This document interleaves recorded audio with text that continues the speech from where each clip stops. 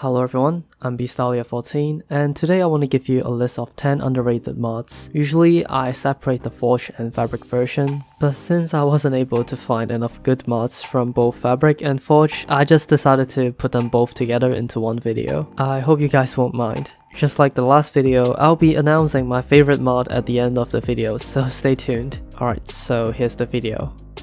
Alright, so the first mod on the list is Conjurers Cookbook. This mod contains a list of magical foods that gives the player many interesting effects when it's consumed. You can either figure out the recipes of these food by using JEI, or you can choose to use the Cookbook of Conjurers to figure out the recipes. The cookbook can be crafted using nether warts and beetroots. The reason why I like this mod is because it provides a usage for many underused ingredients such as beetroots and zombie flesh. And I like how there are some drawbacks when you eat those foods so that you have to choose a food to use or eat in a specific situation. The next mod on the list is Astemir's Forestcraft. This mod adds a lot of well-designed mobs, some new items, and some new world generation into the game. Although I think the texture and the animation can use a little bit more work, but I really appreciate the fact that the mod author clearly puts a lot of work and thought behind those creatures. I mean, each mob has their own quirks and abilities to them, and they really give life to the creatures. For example, Alpha Insane Dog will be able to round up small insane dogs and turn them into one of his own gang, or maybe the infected zombies that will release a cloud of poisonous spores on death. This mod also adds a crystal cave where you'll be able to find gems in that biome. Overall, with some proper tweaking, I'm sure that this mod will be up there with other legendary mods such as Alex mobs or Mousy mobs. Next up, we have Illusionists Tower. This mod adds a new structure into the game called the Illusionists Tower. Inside the tower, you will find an illusionist spawner and some custom loot chests that you can find bows, arrows, golden carrots, and gunpowder. It's quite a simple mod, but I think it fits quite well into some RPG or adventure mod pack. Next up, we have Infernal Expansion. This mod aims to improve the 1.16 Nether update by adding some quality content into the Nether dimension. For now, this mod adds 5 new mobs into each vanilla Nether biome. The texture of each mob is simply amazing, and they have some really nice animation as well. Just like any quality creatures mod, each mob will have their own quirks and abilities, and most important of all, they really fit into vanilla Minecraft. This mod also adds smooth and brick variations to glowstones for all the builders out there. Overall, I have really high hopes for the development of this mod, and let's see where it goes. The next mod that we have is I Like Wood. This mod has recently been ported to 1.16, and it basically adds new texture and variations to blocks, items, and tools that use wood. For example, the handle of tools such as axe or shovels will take on the color of the wood you decide to use, or that the bed frame will have a different color depending on the type of wood that you decide to use. This gives you so much freedom on customizing the texture of different wood-based items and tools that it feels like a different reskin. Not to mention, the way they reskin the texture is quite aesthetically pleasing. I'm really happy with the decorative possibilities that this mod provides. It's basically the textbook example of a simple idea done right.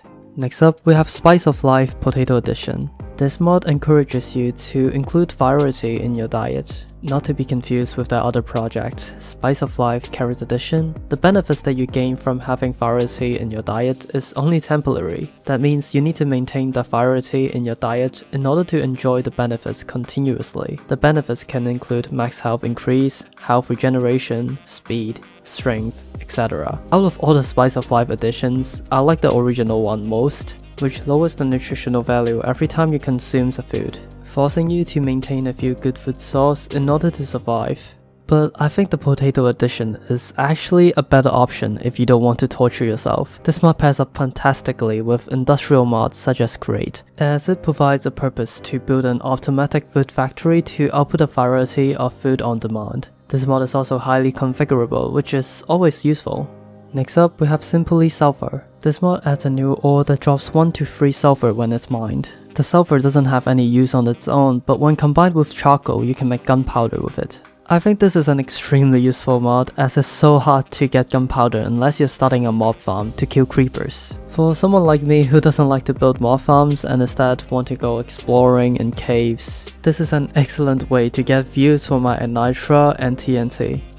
After that, we have Ruined Equipments. This mod makes it so that when your tool, weapon, or armor is broken, it turns into a ruined state instead of just disappearing from your inventory. With the ruined equipment at hand, you can either choose to put it inside an item frame as a memory, repair it with an anvil, combine it with another piece of ruined equipment to retrieve it, or you can empower it by forging it with a netherite scrapped in the smithing table. After the ruined equipment is empowered, you can repair the ruined equipment in an anvil as usual, and all the enchantments that it has will be leveled up to the maximum.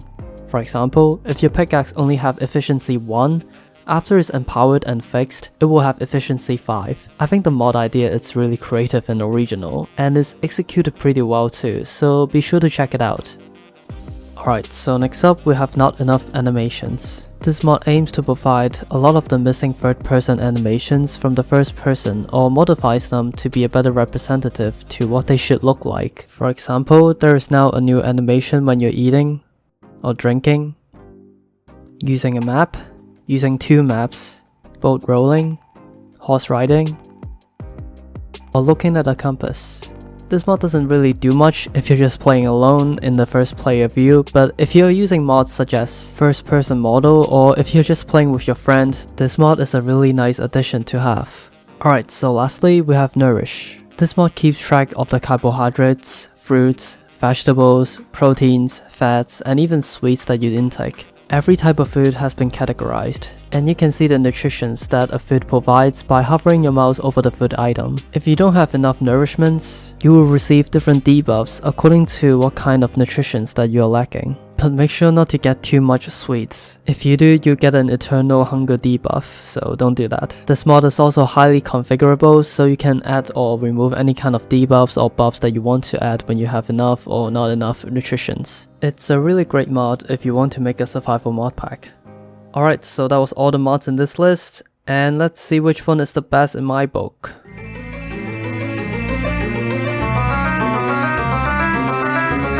And the winner goes to Not Enough Animations. There are a lot of good mods for this episode, but I chose this one simply because there hasn't been any mods that changes the player animation since Mostband. And I gotta say, as simple as this mod may be, the subtle changes really makes the player movement a lot more dynamic. I think a mod like this is much needed when there are already many amazing creatures, structures, or other miscellaneous mods. I think it's about time that we shift our focus on improving vanilla stuffs, and I think this mod just executed the animations perfectly.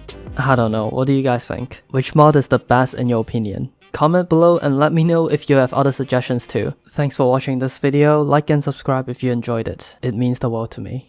Alright, I'll see you next time. Goodbye.